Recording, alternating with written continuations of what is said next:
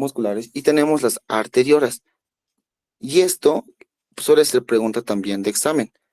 Miren, las arteriolas tienen una característica principal, que las arteriolas como tal son focos de resistencia. ¿Quiénes son los focos de resistencia? Son las arteriolas, focos de resistencia. Son focos de resistencia, ¿ya? Ahora, hablando de lo que son las venas y los capilares, las venas básicamente son vasos de capacitancia. Aquí vamos a poner esto. Vasos de capacitancia. Y me van a entender que son vasos de capacitancia con lo que es la presión venosa. Vamos a entender todo lo que son los vasos de capacitancia, pero antes de eso, vamos con lo que son capilares. Los capilares como tal es donde ocurre el cambio de nutrientes. Cambio de nutrientes. El cambio de nutrientes. ¿Ya? Entonces, hablemos de las características que tienen las arterias. Las arterias tienen las características... Ay, perdón, quieren unirse. Ya. Las arterias tienen la característica de que su saturación, la saturación de oxígeno, es de 97%. Es decir, que el 97% de oxígeno va a estar presente acá, no el 100%. Nunca es un 100%, siempre es un 90, 95, 97. ¿Ya? Acá como tal es del 10% del volumen total. Otra característica que tiene es que no tiene capacitancia. No tiene capacitancia. No tiene capacitancia, porque el que tiene capacitancia son las venas. Ahora, como tal, la palabra capacitancia hace referencia a la capacidad de almacén que tienen. Miren, un ejemplo. Las arterias no pueden distenderse en gran cantidad y si se distienden, estamos hablando de un caso de inflamación. Puede haber lo que es una vasodilatación que está acompañada de una inflamación, pero no pueden extenderse más allá de una inflamación. Mientras que las venas, estos vasos, tienen la capacidad de distenderse en gran cantidad. En gran cantidad. Es por eso que un gran porcentaje de todo lo que es la sangre está en las venas. Porque esta palabra de capacitancia hace referencia a que es pueden almacenar gran cantidad de sangre. ¿Ya? Vamos a poner eso acá. Miren, vamos a verlo un poquito más tarde con otro dibujito. Muy bien. Otra característica que tienen las arterias es que es un sistema de presión. Sigue un sistema de presión. Y eso lo vamos a ver en la siguiente ley, ¿ya? En el apartado de leyes. Ahora, las venas, estas son las arterias, las venas tienen igual sus diferentes características. Entre las características que tienen es que la saturación de oxígeno es menor. Aquí en las venas la saturación de oxígeno es un 70%. Es un 70%. Después, como hemos dicho, son vasos de capacitancia. Y acá el 60 al 65% del volumen sanguíneo total. Es decir que en las arterias tienen el 10% del volumen total, pero en las venas tiene hasta un 65%. Esto explica por qué son vasos de capacitancia, ¿ya? Son las características que tienen las venas. Ahora, no presenta pulso. Esta es una característica. Miren, las arterias presentan pulso, pero lo que son las venas no presentan un pulso. No presentan pulso. Ahora, una vez viendo todo esto, miren, aquí vamos a insertar un dibujito, que es básicamente, ¿dónde está?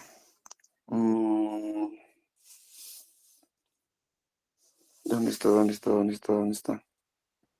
Uy, no lo encuentro, ¿ya? Pero, miren, vamos a hacer, tenemos un 100% de la sangre.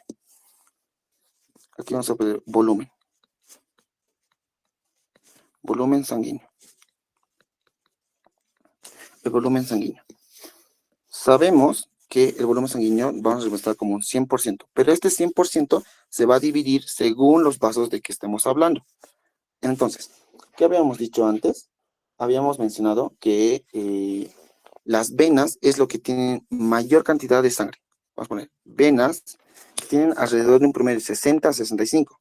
El Guyton lo menciona como 64%. Las arterias, por otro lado, tienen un promedio de 10 a 15%. Y en Guyton te menciona de 13%. En lo que son el corazón igual tiene un volumen de sangre, es decir, que tiene una cantidad de sangre. Esta cantidad de sangre es un 7%. Los pulmones igual tienen una cantidad de sangre, es un 9%. Y lo que son los capilares tienen un volumen sanguíneo, que es un 7% igualmente. ¿Ya? Entonces, siempre recuérdense que las venas tienen mayor cantidad de volumen sanguíneo, porque son vasos de capacitancia. Mientras que de las arterias, lo importante son las arterias, porque son focos de resistencia. Ya. Ahora, vamos a ver lo que son las leyes. Necesito que sepan las diferentes leyes que rigen nuestro sistema hemodinámico. Perdón.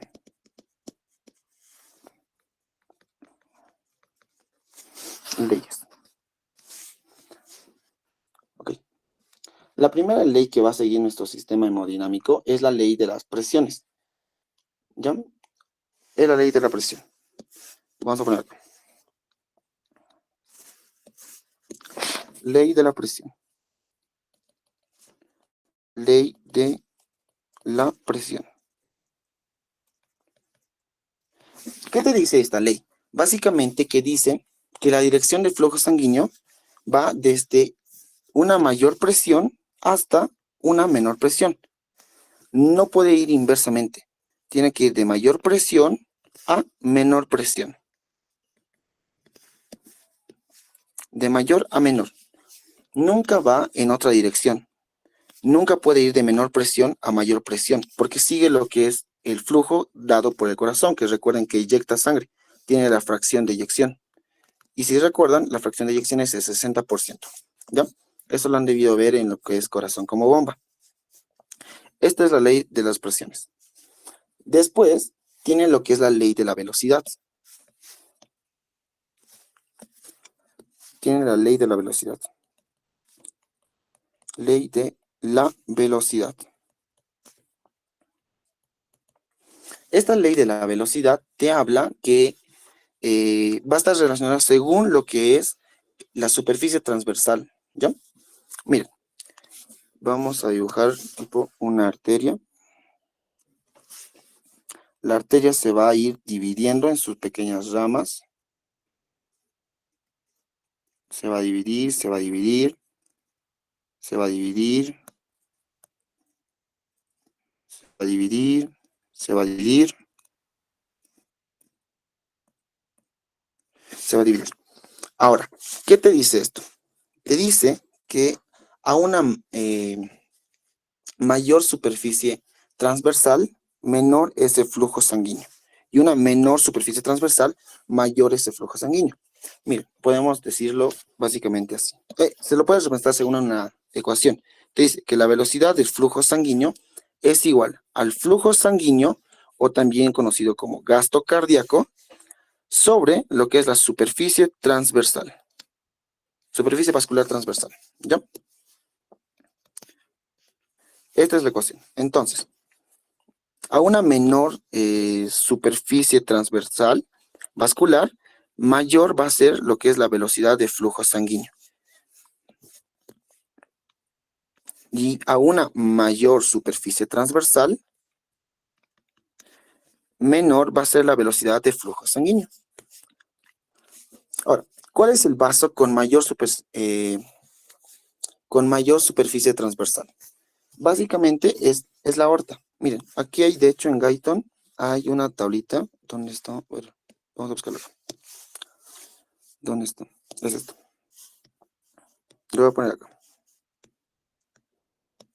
Miren, hemos dicho que a una mayor superficie transversal, aquí, ¿cuál es el que tiene mayor superficie transversal? Son los capilares, los capilares. Entonces, la velocidad en los capilares es menor velocidad de flujo sanguíneo. Pero miren, en la aorta es menos, son 2,5 centímetros. Entonces, la velocidad de flujo sanguíneo es mayor. Porque siempre recuerden que mientras menor sea la superficie transversal vascular, mayor es la velocidad de flujo sanguíneo. Y mientras mayor sea lo que es la superficie transversal vascular, menor va a ser la velocidad de flujo sanguíneo. ¿Hasta aquí se entendió, muchachos? ¿Alguien tiene alguna duda? ¿O les ha quedado claro todo?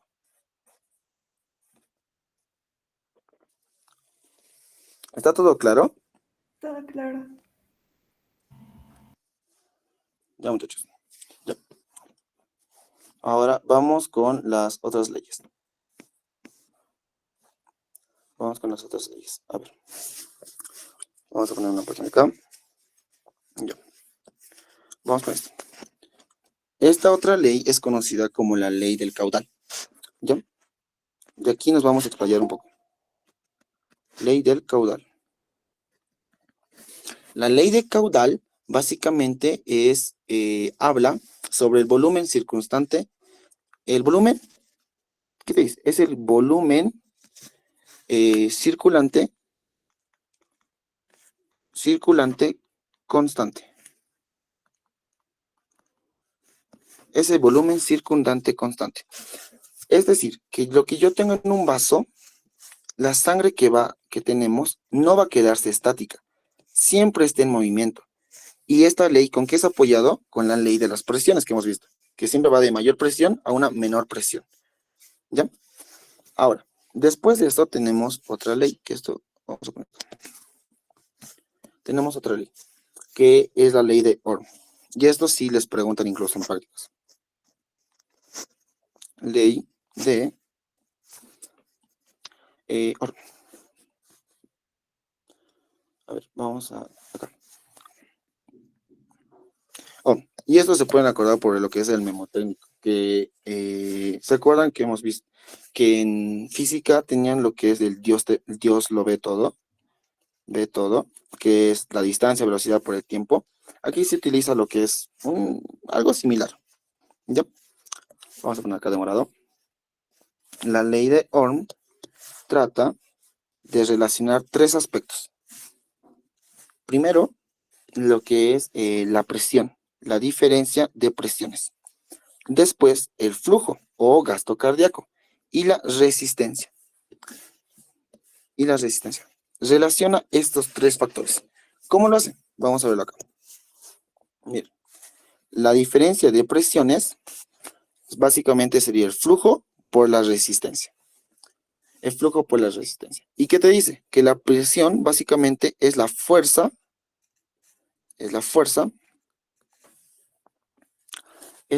que ejerce la sangre en las paredes de la arteria. Es la fuerza que ejerce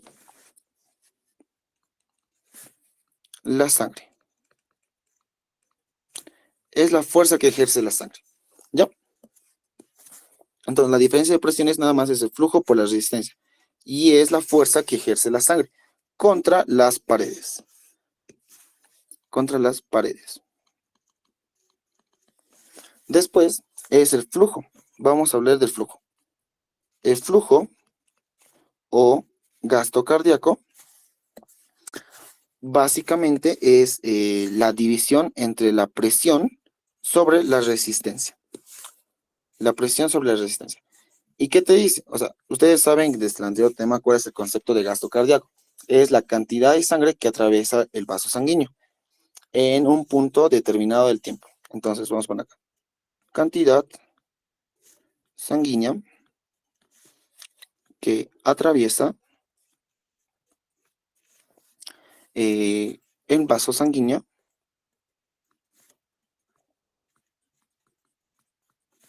en un determinado tiempo.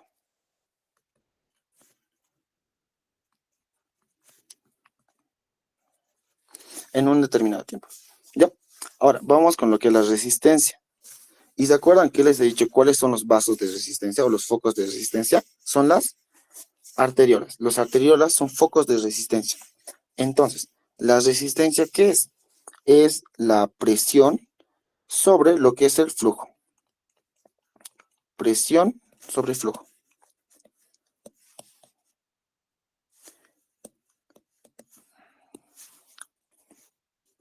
¿Y qué nos representa la resistencia? La resistencia es la fuerza que se opone. Fuerza que se opone. Que se opone al flujo, ¿no? Opone al flujo. Entonces, aquí podemos relacionar. Pónganse que, no sé, estamos determinando la presión arterial. La presión arterial. Y la resistencia está aumentada. ¿Cómo era la fórmula? Era el flujo por la resistencia. Si la resistencia aumenta, la presión arterial también va a aumentar. Si el flujo aumenta, la presión también va a aumentar. Ahora, si nosotros hablamos del flujo como tal, es la presión sobre la resistencia. ¿Y qué nos quiere decir esto? Que si la resistencia aumenta, si las arteriolas aumentan, ¿qué va a pasar? El flujo va a disminuir. Y viceversa. Si lo que es la resistencia baja, el flujo aumenta. Y si el flujo aumenta, la presión también aumenta. Tienen que empezar a relacionar todos los factores. ¿Está bien? Hasta aquí está entendido, ¿verdad? ¿O alguien tiene alguna duda sobre esto? Esa es la ley de Ohm.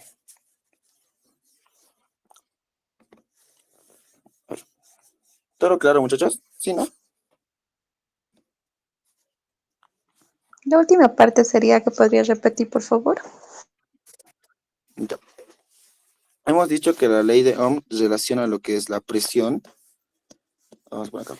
La presión sobre lo que es el flujo por la resistencia. Entonces, si nosotros metemos todo esto en las ecuaciones, nos queda así, cada una. Cada una nos queda de esta manera. Entonces, pongamos que nosotros hablamos de la presión arterial. La presión arterial va a ser igual a lo que es el flujo por la resistencia. Y si yo aumento la resistencia, ¿qué va a aumentar? La presión arterial. ¿Y cómo hago que la resistencia aumente? Pues recuerden que la resistencia es nada más que la presión por el flujo. Entonces, si el flujo disminuye, la resistencia aumenta. Y la resistencia aumenta, aumenta la presión. Tienen que relacionar todas estas fórmulas, juntarlas. Es lo más matemática que van a ver en toda la carrera. Es lo más matemática. ¿Ya? Ahora, ya hemos hablado de lo que es el flujo. Vamos a hablar de las presiones. Porque las presiones, hay diferentes presiones que tienen que saber. A ver, vamos con eso. La presión.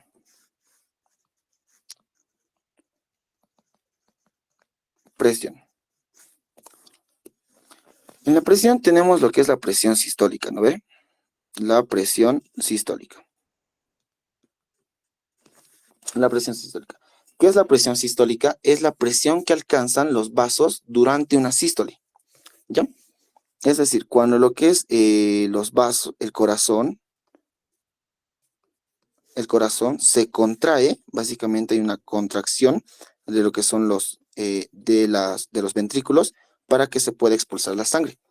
Esta contracción es como tal la presión sistólica. Entonces, es la presión que alcanzan los vasos al momento de una sístole. Vamos por acá.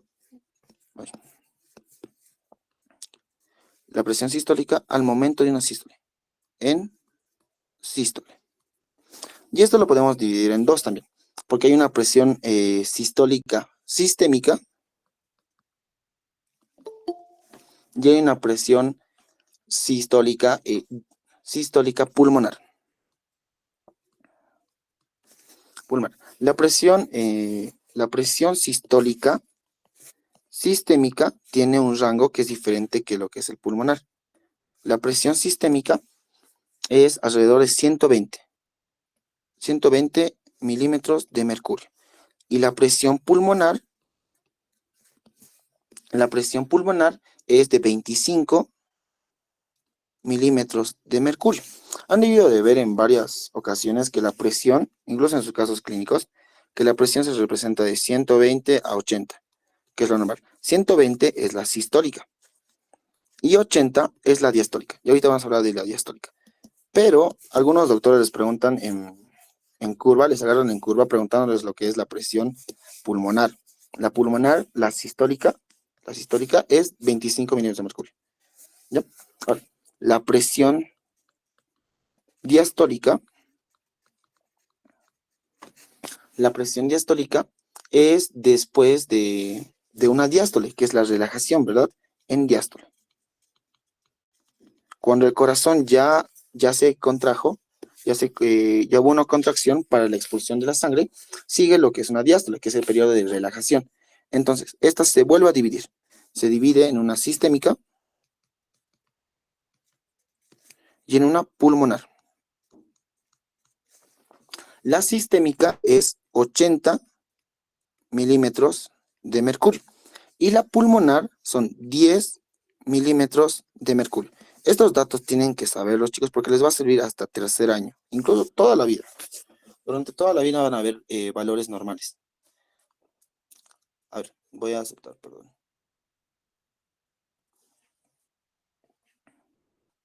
Listo. Ya, entonces, ya hemos visto dos tipos de presiones.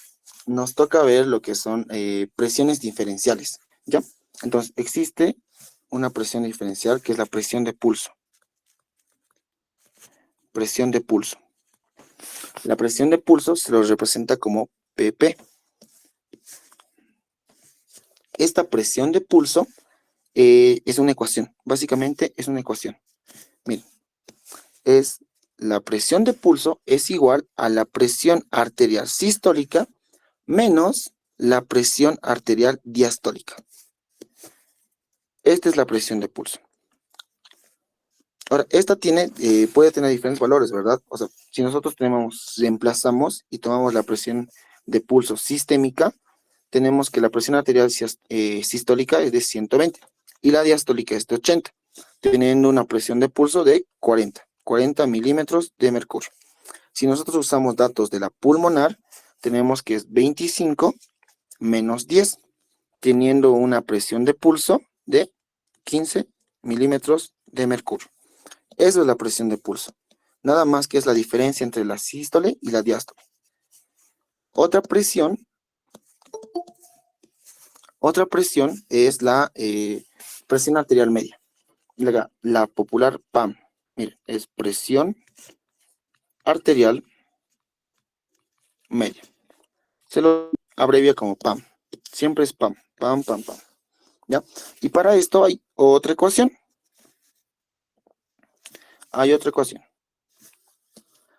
La presión arterial media, la PAM, es igual a la presión arterial sistólica por 2 veces la presión arterial diastólica sobre 3.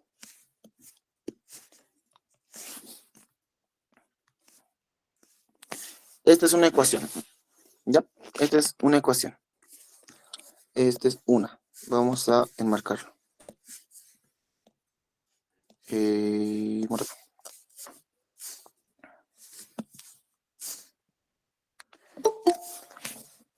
Esta es una. Hay otras ecuaciones para reemplazarlo. La otra ecuación, volvemos a poner aquí, PAM, te dice que es 2 veces la diastólica. Espérense, perdón. Es igual a la presión diastólica, presión arterial diastólica, más la presión de pulso sobre 3. Esta es otra ecuación para poder hallar. Entonces tenemos dos ecuaciones diferentes para hallar lo que es la presión arterial media. Esperen un rato, voy a admitir. Listo. Ya.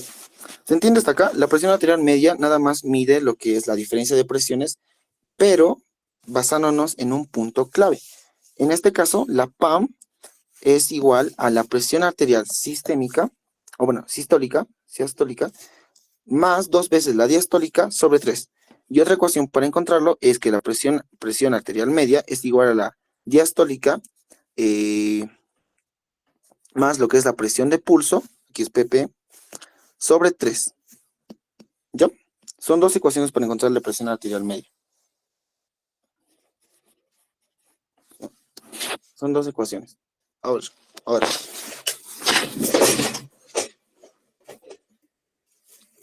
Perdón, casi se va la china a mi silla.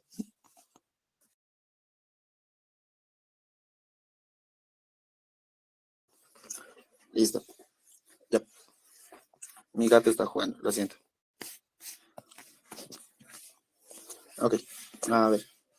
¿Hasta aquí se ha entendido? ¿Alguien tiene alguna duda? ¿Todo claro, chicos? ¿O alguien tiene alguna duda?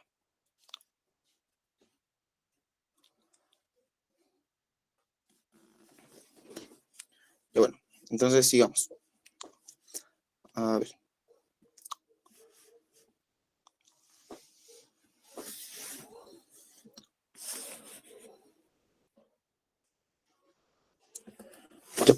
Ya hemos hablado de las presiones, ya hemos hablado de lo que son las leyes.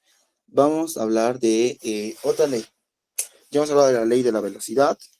Nos faltaría hablar de lo que es la ley de posición. ¿Ya? Vamos a hablar de la ley de posición. Vamos a ver. Ley de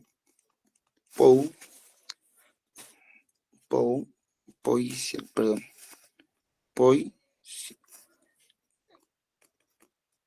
Posición. Es la ley de posición. ¿Ya? A ver. ¿Qué te dice la ley de posición? La ley de Poussiel habla sobre lo que es el flujo sanguíneo. Y ahí vamos a entrar a lo que es flujo sanguíneo. Miren, te dice que pequeños cambios en el diámetro provocan grandes cambios en el flujo sanguíneo. Vamos por acá. Pequeños cambios en el diámetro producen grandes cambios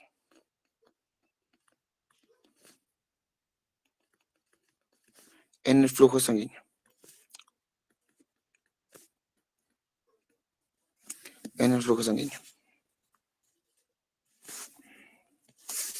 ¿Ya? Entonces, básicamente esto igual es una ley preguntadísima en examen. Siempre les preguntan tipo, pequeños cambios en el diámetro producen grandes cambios en el flujo sanguíneo. Siempre es Poussiel. ¿Ya? Entonces, con esto ya vamos a lo que es flujo. Vamos a ir al flujo sanguíneo.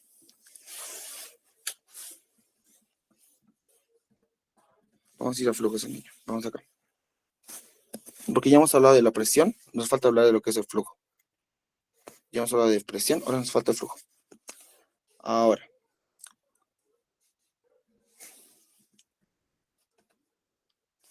Hemos dicho que el flujo es la cantidad de sangre que atraviesa un vaso sanguíneo en un determinado tiempo. Ahora, de este flujo podemos encontrar dos diferentes flujos. Y tal vez lo han escuchado en renal, porque ustedes ya llevaron renal, que existe el flujo laminar y el flujo turbulento.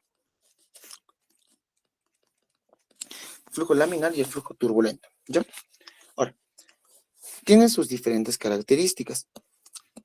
Vamos a poner acá.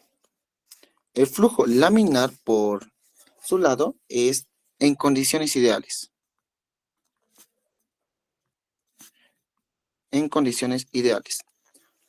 Básicamente tiene un perfil parabólico. Y es silencioso, no produce ningún ruido. Entonces, ¿cómo lo podemos dibujar? Pongamos que este es un vaso. Tenemos el flujo. Y acá todo lo que va a estar dentro va a ser la sangre. Y miren, que todo va a ser concéntrica. Va a ser en láminas.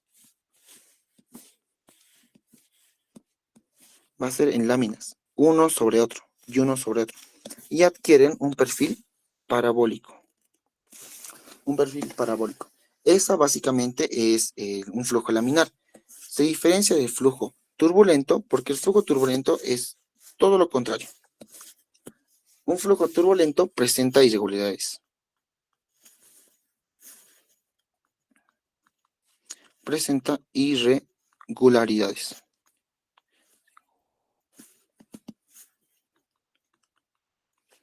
Presenta irregularidades, no mantiene perfil parabólico, entonces no es parabólico. No es parabólico. Aparecen torbellinos.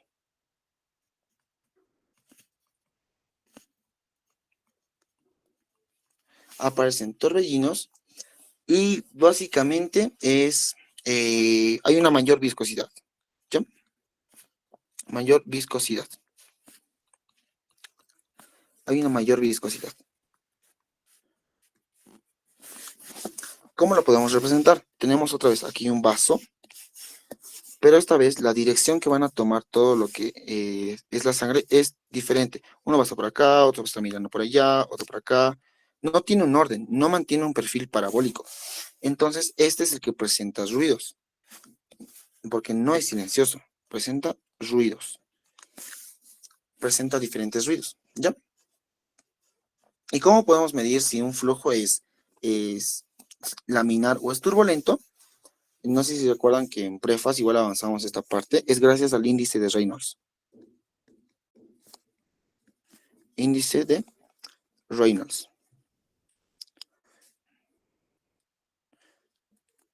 El índice de Reynolds. El índice de Reynolds es una fórmula que nos relaciona lo que es la densidad,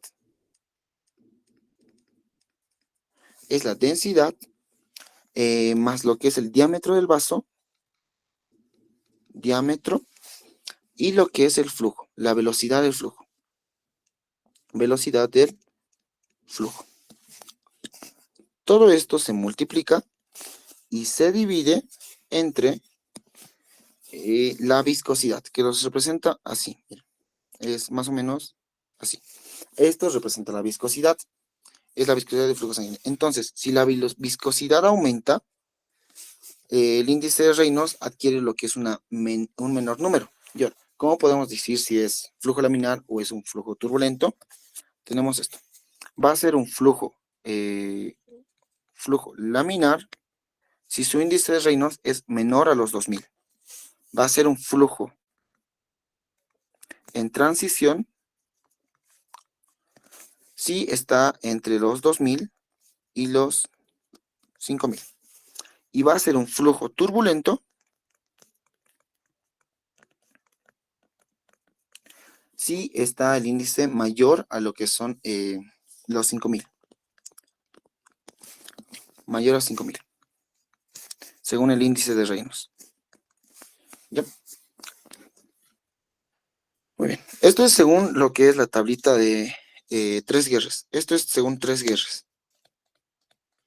Guyton te da otra clasificación. Te dice, y es un poquito más simple, te dice que todo flujo menor a los 2000 es laminar. Y todo flujo por encima de los 3000 es un flujo turbulento.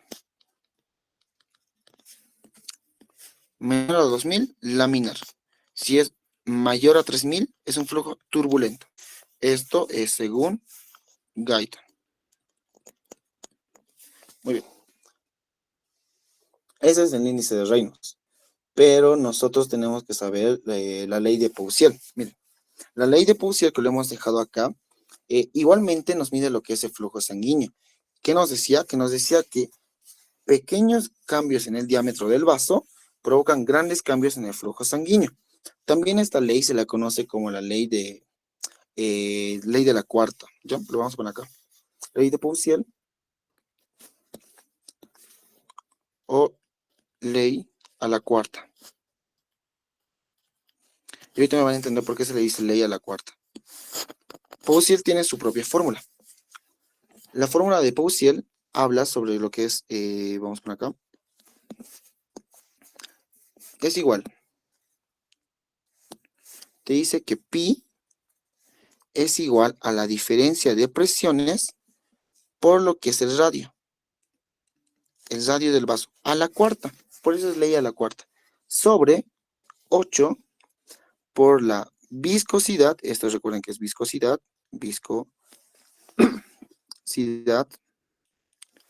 por lo que es la longitud del vaso, longitud del vaso. Esta es la ley de Poisson. Y esto igual es pregunta de examen. Te pueden preguntar cuál de los siguientes no es componente de la ley de Poisson. Recuerden que es pi por diferencia de presiones por radio a la cuarta. Por eso también el otro nombre de esto es la ley a la cuarta. Poisson o ley a la cuarta. Por 8, por lo que es la viscosidad por la longitud del vaso.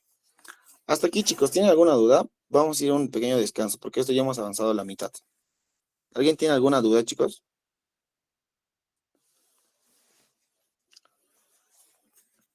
¿Todo claro?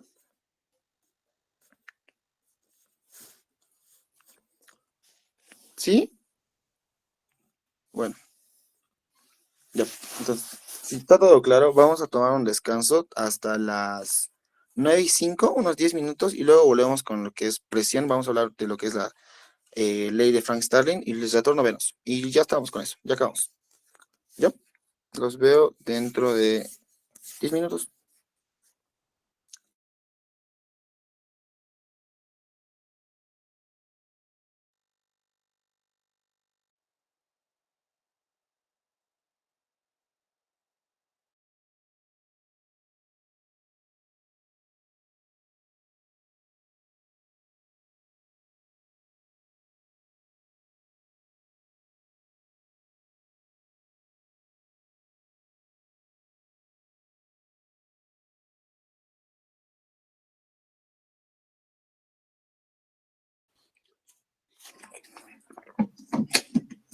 Mínimo. A ver qué dice. Vamos a ver comentarios de personas. Vamos a leer esta parte. ¿Se ve en pantalla que estoy compartiendo? ¿Se ve o no se ve? No se ve. Ah, ya, es que cuando aplauden, hacen el emoticón de aplaudir. No sé si es un sí o es un no. A ver, lo voy a compartir. Espera un rato. Compartir pantalla. Un rato, vamos acá.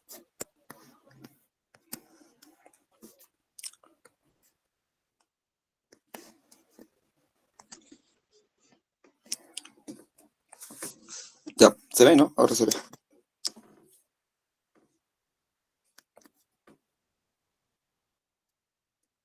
Sí, ahora sí se ve. Listo. Vamos. A ver, Auxi, ¿puedes repetir los valores de flujo según 3 guerras? Ya. Todo lo que le estaba hablando hace un ratito, ¿se escucha la música fuerte o se escucha mi voz?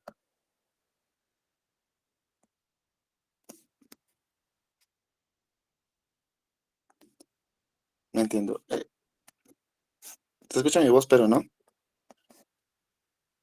Sí. Listo, ya. Ya. A ver, vamos a hacer un repaso rápido porque sé que lo hice muy rapidito. Entonces, un repaso y luego vamos a hablar de lo que son los valores de 3 guerras, ¿ya? Y continuamos con presiones. Ok, básicamente hablamos del tema de hemodinámica. Todo lo que es hemodinámica siempre tienen que relacionarlo con lo que es la sangre en movimiento. Y para esto tienen que tener, no les digo buenas bases de lo que es corazón como bomba, pero sí es importante que sepan, porque les va a ayudar a entender muchas cosas. Entonces, hablamos de arterias, hablamos de venas, hablamos de capilares. Lo importante es que las arterias tenemos 3 tipos: elásticas, musculares y arteriolas. Lo que nosotros nos va a ayudar es recordar que las arteriolas son focos de resistencia. Aquí se da la resistencia como tal. No se da en capilares, no se da en venas, no se da en ningún otro vaso más que en las arteriolas. Y eso es pregunta de examen. Después, las venas son vasos de capacitancia. Y ya les expliqué que los vasos de capacitancia básicamente son esos vasos que pueden distenderse hasta no más poder. y por lo que se distienden, pues obviamente van a acumular más sangre. Y es por eso que, miren, acá, ¿dónde hemos puesto? Que las venas ocupan el 64% de la sangre total de nuestro cuerpo. Es por eso, porque se pueden distender hasta no más poder. Así como una persona súper gordita, imaginen que es una persona gordita, almacenando gran cantidad de sangre. ¿Ya? Los capilares, pues obviamente son nutrientes. Y esto hay un tema en particular, porque es regulación capilar. No sé si este año lo van a dar, pero en el tema de regulación capilar vemos tres tipos de capilares, lo que son los continuos, los fenestrados, los sinusoides y los fenestrados ustedes ya lo vieron en riñón. Entonces ya lo saben, pero no sé si este año van a dar el mismo tema. De todas formas, igual voy a tratar de ayudarles con lo que pueda. Ya. Después, hemos visto diferencias que hay. Hay algunos doctores, por ejemplo, como el doctor Copari y lo que es el doctor Durán, que siempre les dicen, mencióneme 5 diferencias o mencióneme 4 diferencias entre esto y el otro. Y miren, si les dice eso, entre arterias y venas, tienen que recordarse que la saturación de oxígeno es mayor en lo que son las arterias, es 97%, ¿ya? En las venas es un 70%, es una diferencia. Otra es que el 10% del volumen total está en las arterias. Porque ¿dónde está la mayor cantidad de volumen? En las venas, porque son vasos de capacitancia.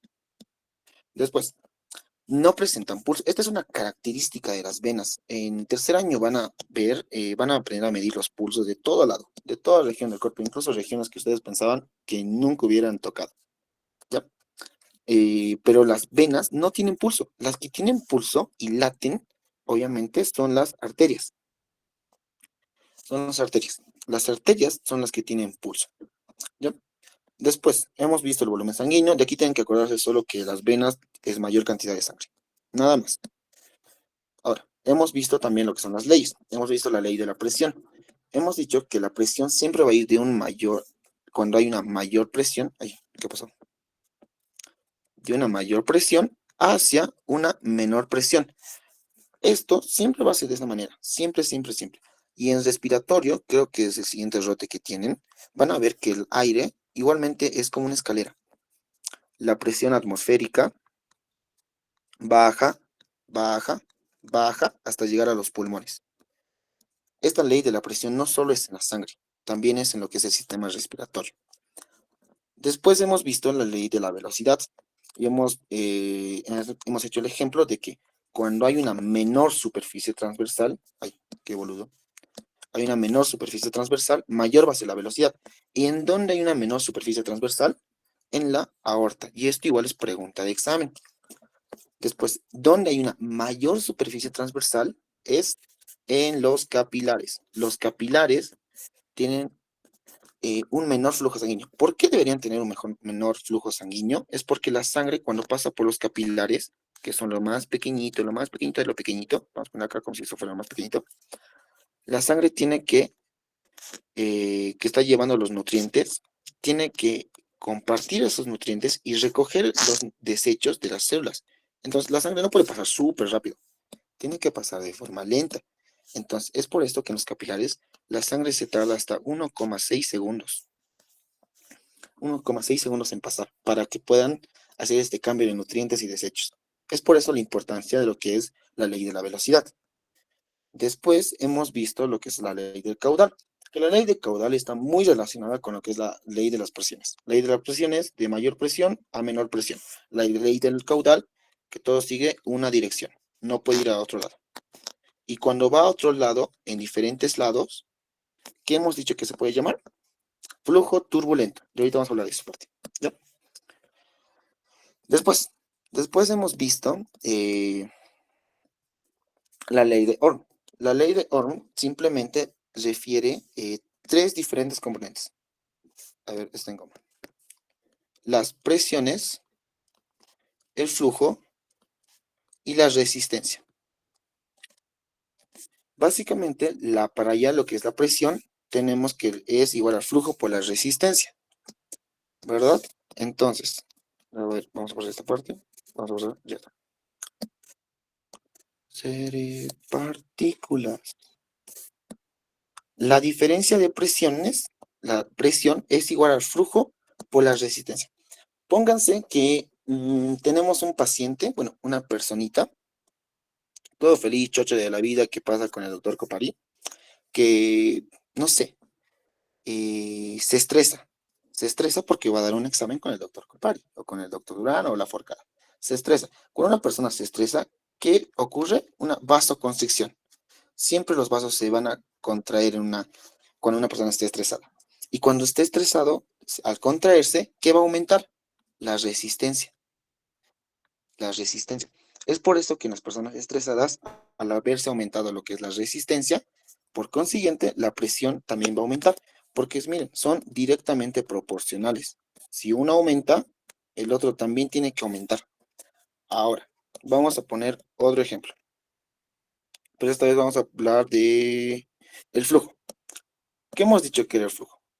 El flujo es la cantidad de sangre. En total es la volemia que tenemos nosotros que atraviesa un vaso, el vaso sanguíneo, por un determinado tiempo. Otra vez, otro paciente. Tenemos un paciente todo chocho, todo feliz de la vida, pero que sufre un traumatismo y por lo tanto sufre una hemorragia. Digamos que fue muy grave. ¿Qué se va a perder en una hemorragia? Obviamente la sangre. La sangre es la que va a disminuir. Entonces el flujo disminuye, porque ¿qué hemos dicho que es el flujo? Es la cantidad de sangre. Entonces, pónganse que esta persona que tiene hemorragia está sangrándose, está desangrándose, está botando sangre, sangre como si no hubiese fin.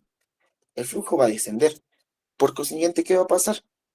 La presión también va a descender, porque recuerden que es directamente proporcional.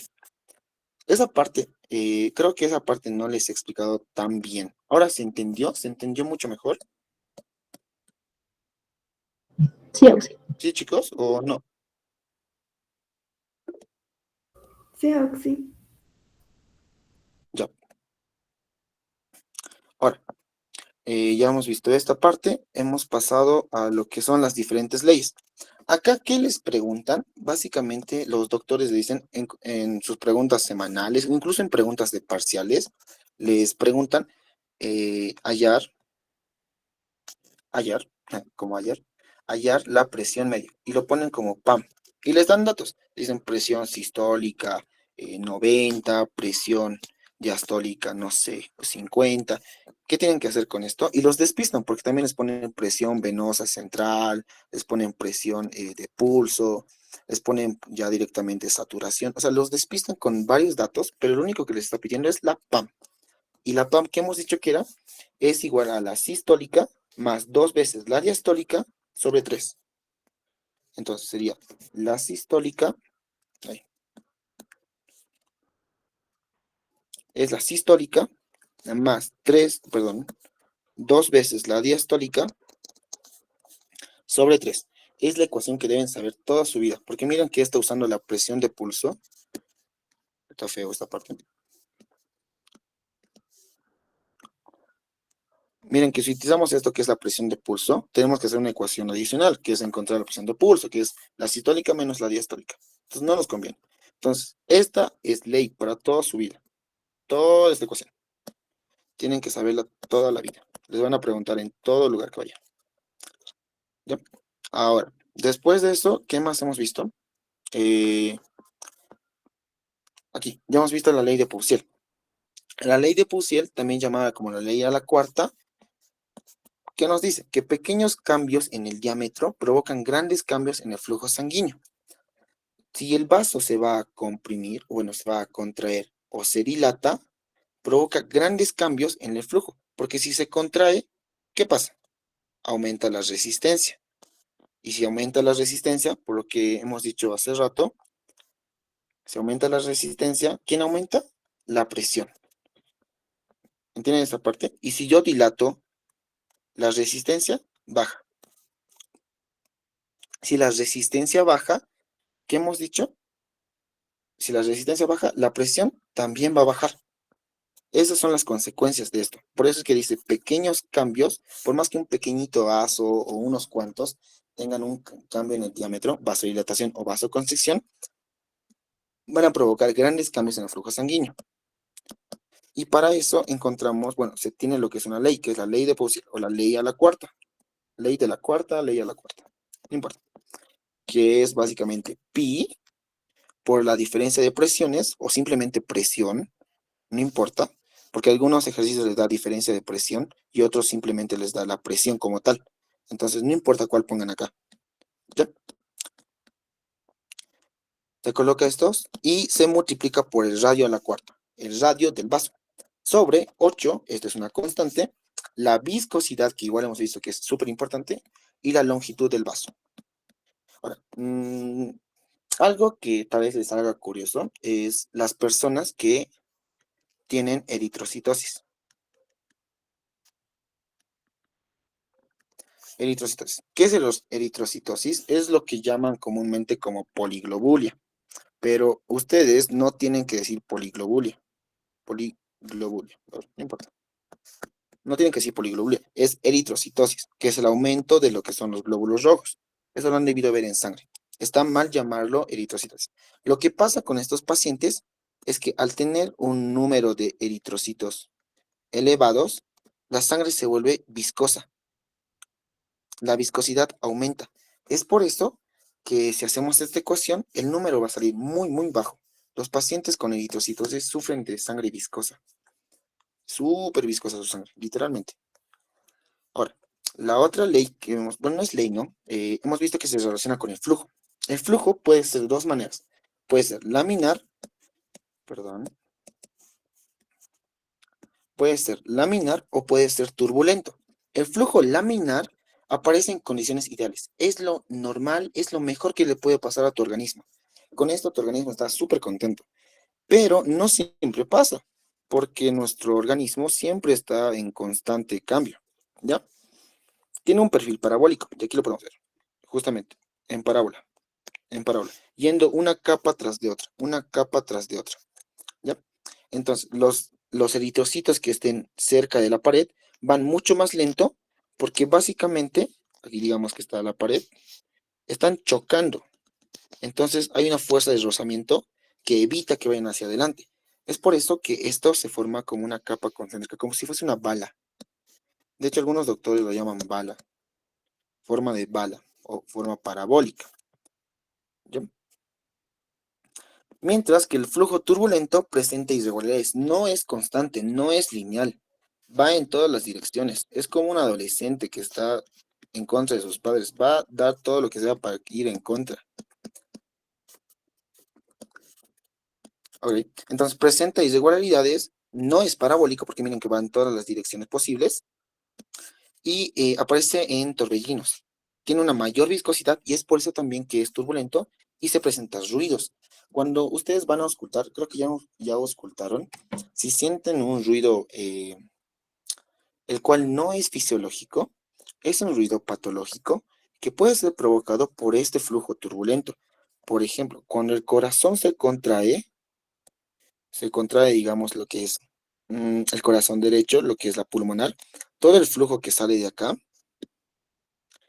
no es un flujo laminar, es un flujo turbulento, porque la presión que está haciendo esto, la contracción que está haciendo lo que son los ventrículos, hace que el flujo vaya en todas las direcciones posibles. Por eso el flujo que sale de la aorta o de la arteria pulmonar es un flujo turbulento, no es un flujo laminar. Ahora, ¿cómo nosotros determinamos si es laminar o turbulento? Aquí vamos a poner un versus. ¿Cómo determinamos si es laminar o turbulento? Básicamente utilizamos lo que es el índice de Reynolds. El índice de Reynolds permite calcular, según lo que nos salga, si es turbulento o es laminar. Ahora, mira, ¿qué parámetros entran en este flujo, bueno, en esta ecuación o índice de Reynolds? Entra la densidad, el diámetro del vaso y la velocidad del flujo. Y la viscosidad. Entran estos tres factores. Y el factor principal e importantísimo de todo esto es la viscosidad. Si la viscosidad aumenta, el índice de Reynolds va a ser menor. Pero si la viscosidad disminuye, el índice de Reynolds va a ser mayor. ¿Ya? Entonces, hay una clasificación. Según tres Guerres, te clasifica en tres flujos. En un flujo laminar, acá está feito esto. En un flujo laminar, en un flujo de transición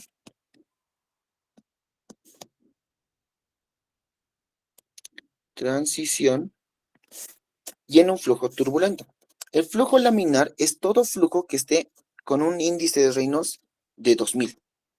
Un flujo de transición es un flujo que esté entre los 2000 y los 2500. Y un flujo turbulento es un flujo que esté mayor a 5000, según el índice de Reynolds. Es decir, si tu índice de Reynolds te sale, no sé, 6000, ¿qué flujo sería? Como es mayor de 5000, pues sería un flujo turbulento. Si te sale, no sé, 1800, está menor a 2000. Entonces es un flujo laminar. ¿Listo? Es lo único que tienen que entender de tres guerras. Que te da tres clasificaciones. Pero según lo que es Guyton, te lo simplifica toda la vida y te dice que solo hay dos flujos: laminar y turbulento. ¿Y de qué va a definir? Un flujo laminar va a ser todo el que tenga un índice de Reynolds menor a 2000. Y un flujo turbulento va a ser todo aquel flujo que tenga un índice de Reynolds mayor a 3000. Ahora, ¿se entendió esa parte? No sé quién preguntó. ¿Se entendió, Sí, chicos? se entendió. Ya. A ver, ¿qué dice? ¿A qué se refiere con superficie transversal? Es lo que les dije acá, que es el diámetro como tal. La aorta, saben que es un vaso súper grande. El recorrido desde acá hasta acá de la aorta es 2,5 centímetros cuadrados. Mientras que de los capilares, saben que son vasos súper pequeñitos. Y el recorrido, el diámetro, mira, a ver, el diámetro que ocupa es poco. Pero si nosotros sumamos todos los vasos, es decir, este vasito, a ver, perdón, este vasito, más este vasito, más este vasito, más este vasito, todos estos vasos sumados como superficie nos van a dar 2500 centímetros cuadrados. No es solo un pequeño capilar, son todos los capilares juntos. Porque saben que aorta, pues solo tenemos uno, y es por eso que es único. Pero al tener tantos capilares, si los sumamos toda la superficie transversal, nos dan que es 2500 centímetros cuadrados. ¿Esa parte se entendió, Ángela? Ya, perfecto. Muy bien. Ahora, volvamos con la chamba. Ya vamos a acabar, chicos. Literalmente unos 20 minutos, máximo, máximo, máximo. Que no sea pesado. Ok, ya hemos hablado de básicamente todo lo que es el flujo. Hemos visto cómo puede interferir. Y la regulación no es complicada. No sé si me va a dar tiempo para explicarles esa parte. Pero lo que sí quería explicarles es la ley de Frank-Starling. Lo han debido ver esa parte. A ver, permíteme un ratito. Vamos para acá. Es la ley de Starling. La ley de Starling es la ley de las diferencias de presiones. No sé si recuerdan que esto lo han visto en renal y que básicamente era, ¿cómo podemos hacer? Es el, ay, qué gil, perdón. Es el vaso, y aquí estaba lo que es el capilar, ¿verdad? Y lo que es la presión hidrostática, la presión coroidosmótica. Esto se mantiene la misma situación en lo que son los vasos sanguíneos, pero tienen diferentes valores. Y esto lo he sacado de lo que es su guía, porque son valores que te da el doctor, y el doctor hace el examen, entonces deberían saberlos. ¿Dónde está? Creo que es esto. Miren, aquí está. Vamos a recordarlo un poco.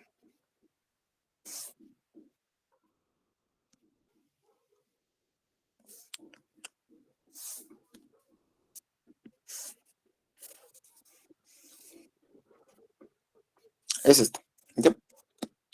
Como ustedes recordarán, tenemos lo que es el vaso, y por acá tenemos todo lo que es el intersticio. Este es el vaso. Este es el intersticio. ¿Ok? Entonces, ¿qué hemos dicho que es la presión? Es la fuerza que ejerce la sangre contra las paredes del vaso. Es la fuerza que va a ejercer contra lo que son las paredes del vaso. Pero acá en el intersticio también hay líquido, y este líquido también ejerce una fuerza contra el vaso.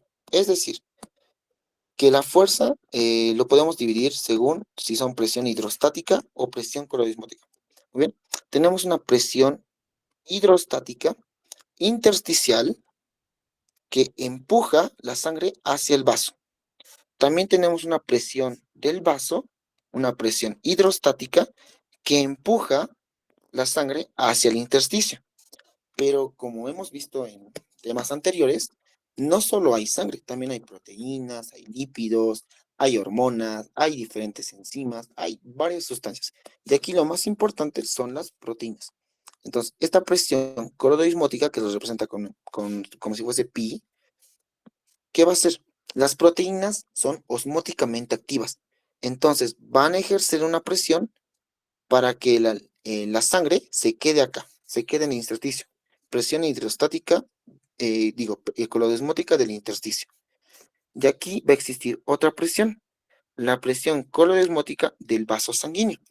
¿Qué va a hacer esto? Esto no va a empujar hacia los vasos, no va a dejar que salga, mejor retiene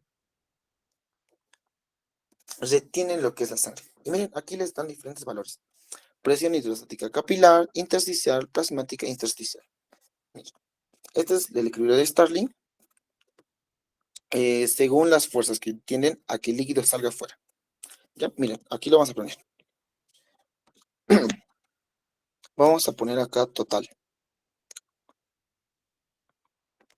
Total. Vamos a sumar todas las fuerzas que permiten que salga contra todas las fuerzas que permiten que el líquido se quede dentro. Entonces, fuerza que nos ayuda a que pueda salir el líquido es la presión hidrostática del vaso. Presión hidrostática del plasma, incluso lo ponen unos. Presión hidrostática del plasma. ¿Qué presión también nos permite que vaya hacia el intersticio?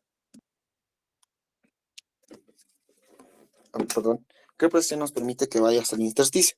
Es la presión coloidosmótica, pero intersticial, porque miren, permite que se quede acá, que se quede directamente ahí.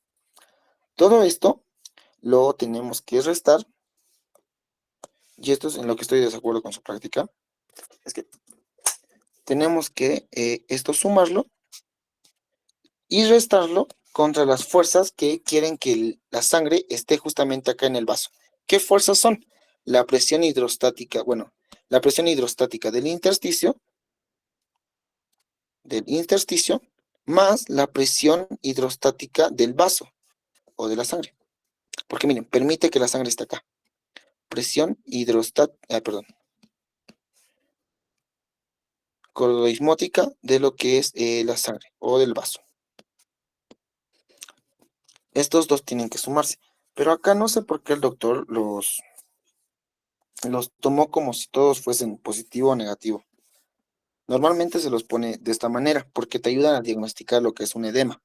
Entonces vamos a reemplazar datos.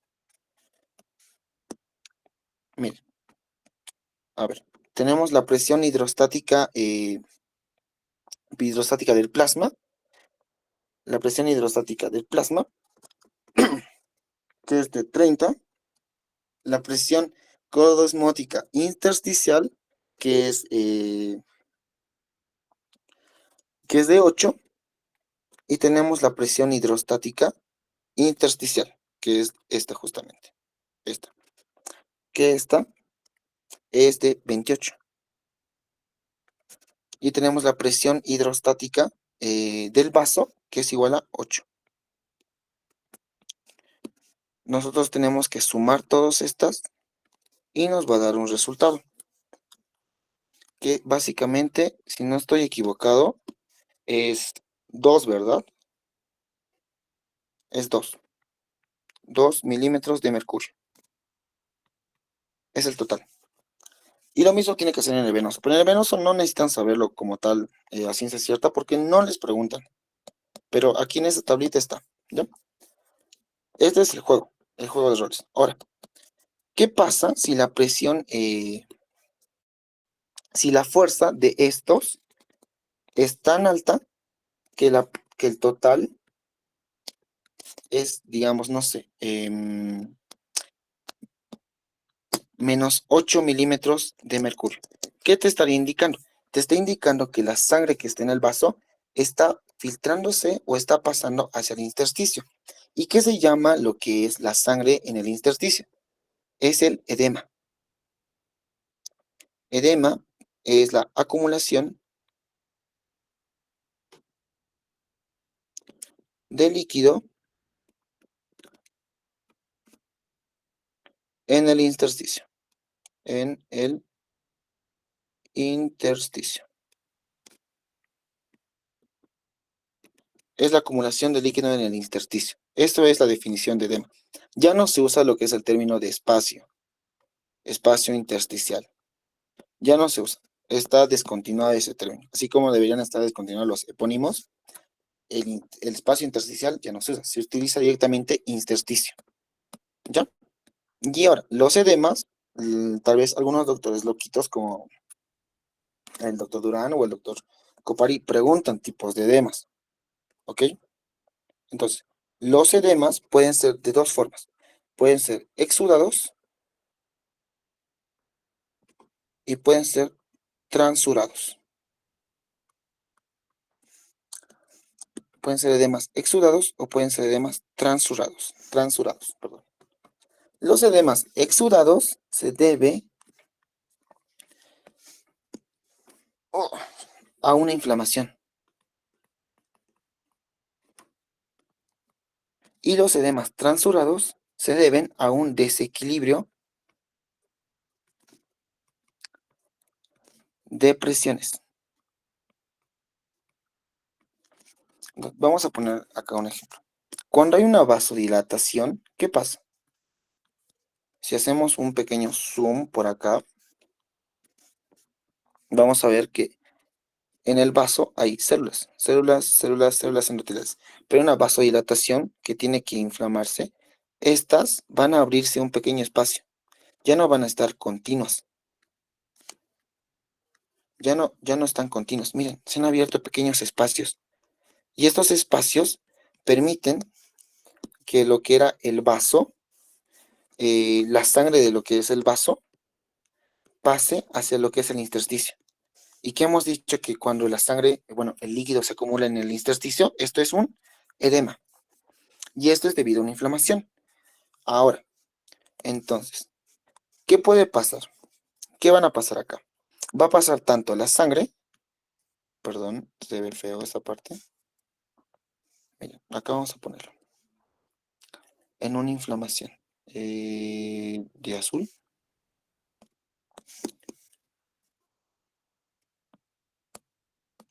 En una inflamación, en un edema exudado, existe lo que son bacterias, sangre, existen proteínas, existe pus.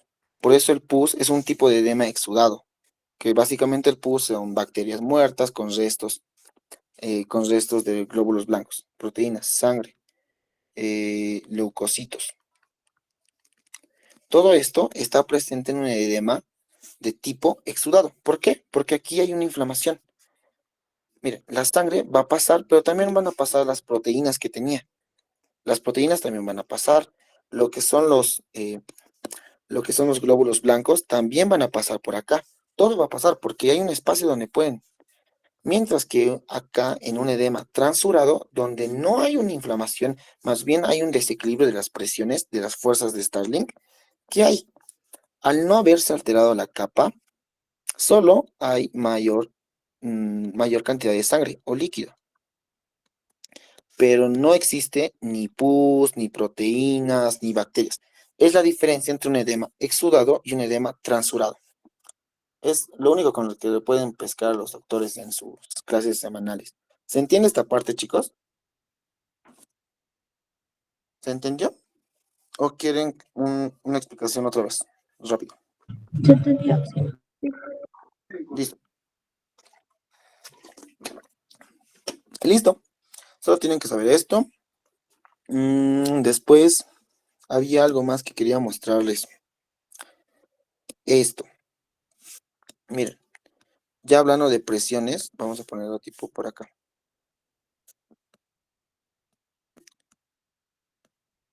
Esto es un dibujito de Guyton. Mira, te dan lo que son las presiones, la presión, más que todas las presiones venosas en diferentes partes de nuestro cuerpo.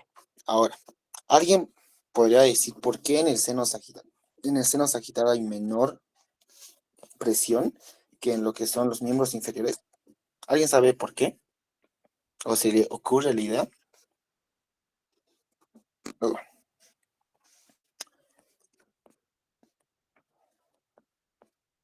chicos, no me dejen hablando solo, tengo miedo.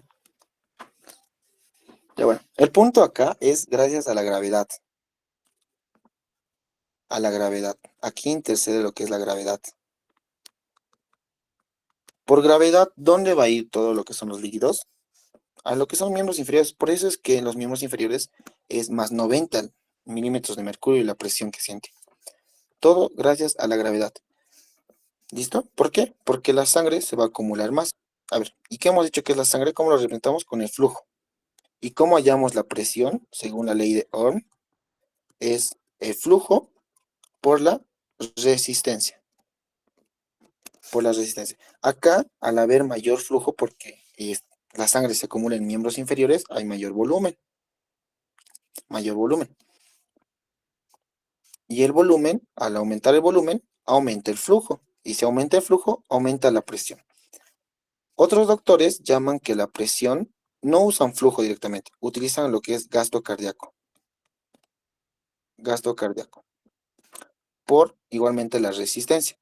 Y ustedes, no sé si recuerdan que el gasto cardíaco es igual, ay me asusté, es igual a la frecuencia cardíaca por el volumen sistólico de eyección, que es el volumen que circula por nuestro cuerpo. Perdón, aquí es por. Entonces, ¿pueden verlo? Entonces, si el volumen, otra vez, por la gravedad, el volumen se acumula, el volumen sistólico, todo lo que es el volumen en los miembros, también aumenta. El gasto cardíaco aumenta, la presión aumenta. ¿Ven? Pueden relacionar de esta manera. Ahora, otra pregunta que igual es pregunta de auxiliatura, es ¿cuánto es la presión en la caja intratorácica? Y la presión es de 4 milímetros de mercurio. En la caja torácica. Es 4 milímetros de mercurio. ¿Hasta aquí alguien tiene alguna duda, chicos?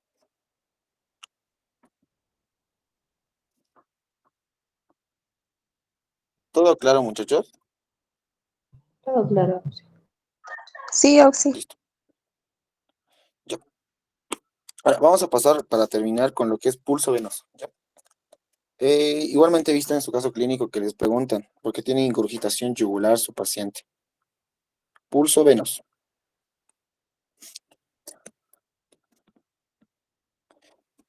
¿Recuerdan que les dije que lo que son las venas no tienen pulso? Llegan ocasiones en las que el paciente tiene algún problema cardíaco en las cuales se presenta un pulso, pero el pulso como tal es hipotético, es como del corazón. ¿Se recuerdan que tenemos el pericardio que cubre todo esto?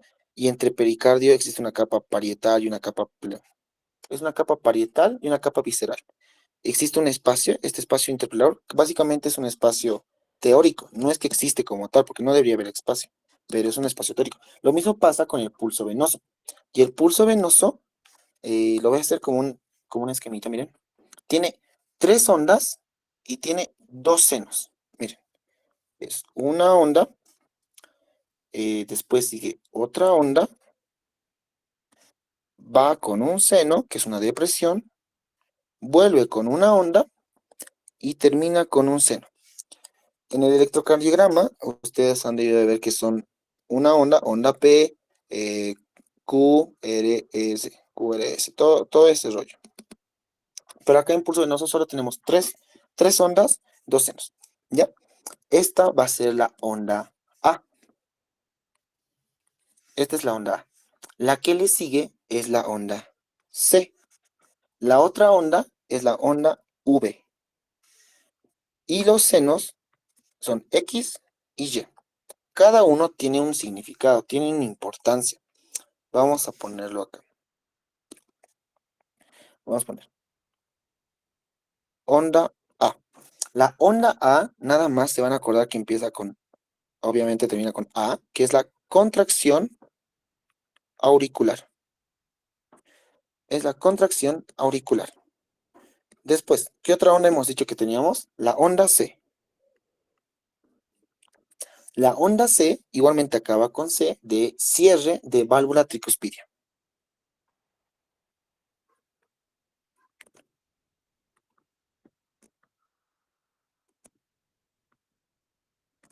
Cierre de válvula tricuspidia. Perdón, voy a cambiarlo. Cierre de válvula tricuspidia. Después hemos dicho que la última onda es la onda V. Y la V, tienen que acordarse igualmente que es de B, que es contracción ventricular. ¿Ya? Después tiene dos senos. Tiene seno, perdón, seno X y el seno Y.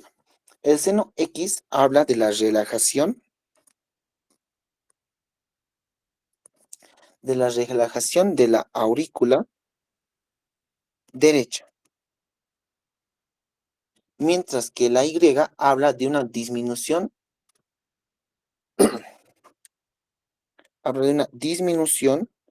de la presión de la aurícula derecha.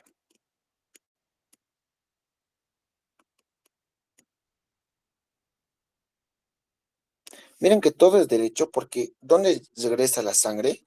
La sangre sistémica al corazón derecho, ya sea por las dos venas cavas, tanto superior o inferior, regresan por acá. Entonces todo es derecho, todo es derecho. Por eso es tricuspidia y por eso también es aurícula derecha, aurícula derecha. ¿Ya? Solo tienen que acordarse de esto.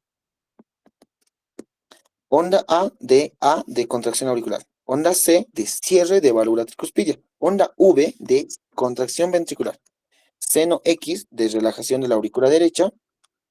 Y lo que es el seno Y de disminución, aquí vamos a poner el rojito, disminución de la presión de la aurícula derecha. Ahora, y para terminar, igual he conseguido, espérense un ratito. Esto es de un libro de semiología. ¿Ya? ¿Dónde estamos? ¿Dónde estamos? ¿Dónde estamos? Acá. Igual te habla sobre las ondas, para que puedan leerlo. Y te habla sobre lo que son ondas Y, pero diferentes. Y prominente, o sea, una onda Y, bueno, perdón, un seno, aquí está mal esto, aquí es un seno Y prominente es una pericarditis constructiva. Y así, es un poquito de patología, para que no se aburran tanto con física.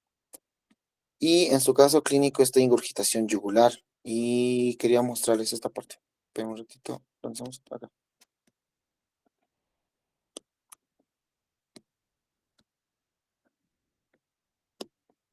Miren, hay una escala de ingurgitación yugular que son según 4 cruces, pero todo esto es antiguo.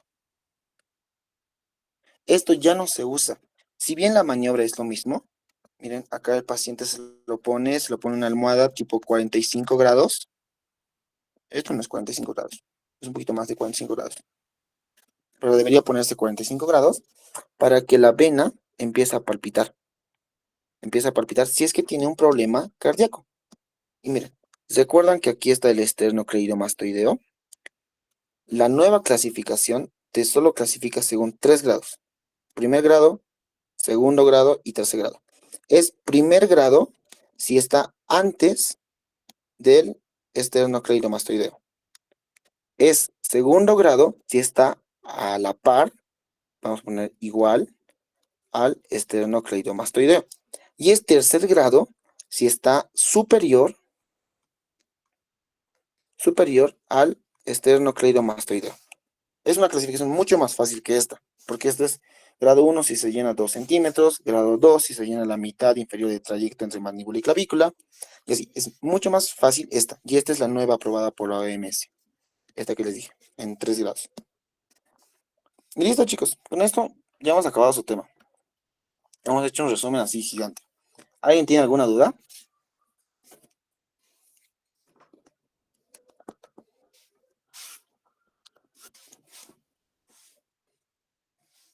¿Todo claro, muchachos? ¿O alguien tiene alguna duda? Ok, entonces como no tienen dudas, muchachos, hasta acá se termina la clase. Espero que la hayan pasado bien y si tienen alguna pregunta me la hacen saber. Se los he resumido todo. Y me recuerdan pasar la pizarra porque a veces me olvido. Tengo que mejorar algunas cositas de acá. ¿Ya? Bueno, chao chicos. Con esto nos despedimos. Chao, que les vaya bien. Espero haberles ayudado algo. Hasta Besito. luego. Gracias. Gracias, Asi. Gracias, Asi.